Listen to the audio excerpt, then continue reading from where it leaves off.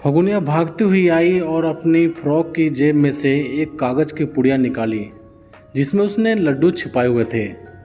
जल्दी से पुड़िया अपनी अम्मा दादी को पकड़ाते हुए बोली, अम्मा बहुत छुपते छुपाते हुए तुम्हारे लिए लाई हूँ, जल्दी से खा लो।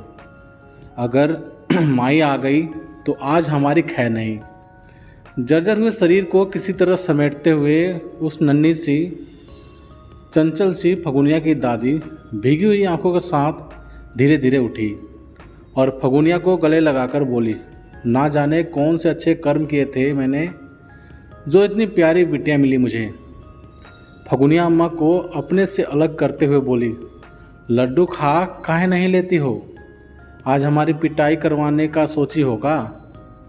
बुढ़िया माई बिलक उठी, ना बिटिया, तोहरे हिस्से का लड्डू खाकर पाप का भागीदार ना बनना है मुझे। तू खाकर दिखा और बता कैसे हैं।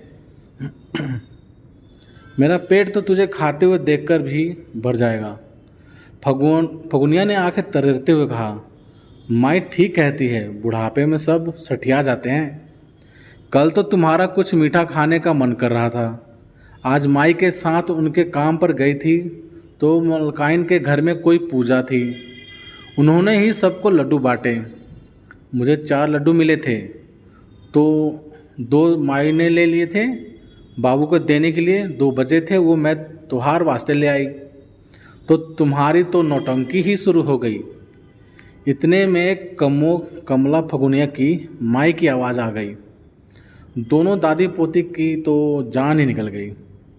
अम्मा ने जल्दी से लड्डू की पुड़िया अपने सिरहाने फटे हुए कंबल के नीचे सरका दी, क्योंकि कम्मो उन्हें 4 बातें सुनाती तो वो बर्दाश्त कर लेती, पर फगुनिया को डांट पड़ते उनसे देखा नहीं जाता।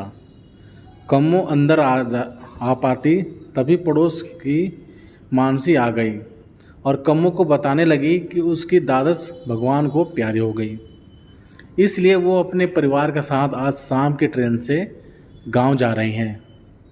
मानसी ने कम्मो से उसकी झुग्गी का ख्याल रखने को कहा।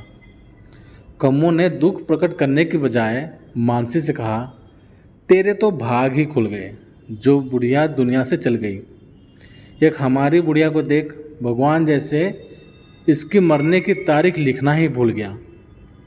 बुढ़िया मर जाए तो वो कोना खाली हो जाए।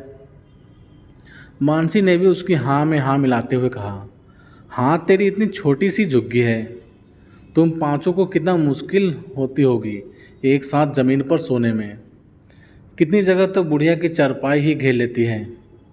बुढ़िया माई यह सब सुन रही थी, उनकी आंखों से आंसुओं की धारा बह रही थी। वह धीरे धीरे बुदबुदा रही थी, मेरे हाथ में होता तो कब की ही इस दुनिया से चल गई होती, क्या मिला है मुझे इस ज़िंदगी से। तभी कमला की आवाज़ से बुढ़िया माई घबरा गई। कमला कह रही थी, कब तक खट्टियाँ तोड़ती रहोगी, अब थोड़ा थोड़ा चलने की भी कोशिश किया करो। कम्मो सेठानी के घर से खाना लाई थी। बच्चे बाहर अपने दोस्तों के साथ खेल रहे थे और सोहन काम पर गया हुआ था। कम्मो अकेले ही खाना खाने बैठ गई और बुढ़िया माई को पहले दिन की बासी रोटी हरी मिर्च दे दी। कम्मो खुद बहुत आनंद लेकर खाना खा रही थी। कम्मो सोच रही थी कि बुढ़िया उसे खाते देख चिढ़ेगी, पर उसे माँ के मन की बात माँ बनने के बाद भी नहीं समझ आ पाई थी कि माँ तो अपने बच्चों को खाता देखकर ही तृप्त हो जाती है। वो तो बच्चे ही ऐसे होते हैं जो माँ बाप का किया हुआ सब भुलाकर उनके मरने के दिन गिनने लगते हैं। बुढ़िया माई को इस बात की तसल्ली थी कि फगुनिया और सोहन उसका बहुत ख्याल रखते थे। तो प्यारे दोस्तों, आप सभी को ये कहानी कैसी लगी प्लीज़ कमेंट करके हमें ज़रूर बताना।